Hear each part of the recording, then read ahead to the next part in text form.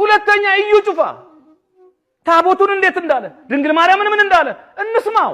ዝም ስንል ስለማትወዷት ነው የምትሉ ሰዎች ማስተማር ስንጀምር አትንኩብን የምትሉ ሰዎች ማርያምን ማድነቅ ይቻላል ማምለክ ግን አይቻልም ማርያም በሰውና በእግዚአብሔር መሃል ሆና አታማልድም በማርያም እጅ እውር አልበራም ሽባ አልተተረተረም ማርያም በውሃ ላይ እንደ ኢየሱስ አልተራመደችም በተዘጋ ቤት ውስጥ አልገባችም ማይካድ አንድ እውነት ብቻ የኢየሱስ እናት ናት ማርቆስ ምዕራፍ 6 ቁጥር 3ን ማየት ትችላላችሁ የማርያም ልጆች ያዕቆብ ዮሳ ይሁዳ ሲሞን በእነሱና በኢየሱስ መሃል ያለው ልዩነት እነሱ በተፈጥሮ ስርዓት ነው የመጡት ኢየሱስ ግን ከተፈጥሮ ስርዓት ውጭ ነው የመጣው ኢየሱስ ከሞት ከተነሳ በኋላ ለተለያዩ ሰዎች ታይቷል ማርያም ከሞት ከተነሳች ለምንድን ነው ያልተገለጠችው ኢየሱስ ከሞት እንደተነሳ የመጀመሪያው መቃብሩ ባዶ ሆኖ መገኘቱ ነው እውነተኛ ባዶ መቃብር የኢየሱስ ብቻ ነው ከዛ ውጭ ያለው መቃብር ሁሉ ለውሃ የተቆፈረ ይሁን ጋንዳ ይሁን አይታወቅም ሁለተኛው ከሞት ከተነሳ በኋላ ለሰዎች መታየቱ ነው ይሄ ሰው ነው መክፈቻው ላይ የመልካም ወጣት ላይ ኑ ኦርቶዶክሳውያን ብለው የጋበዙልን ግን ይሄን ሰው ነው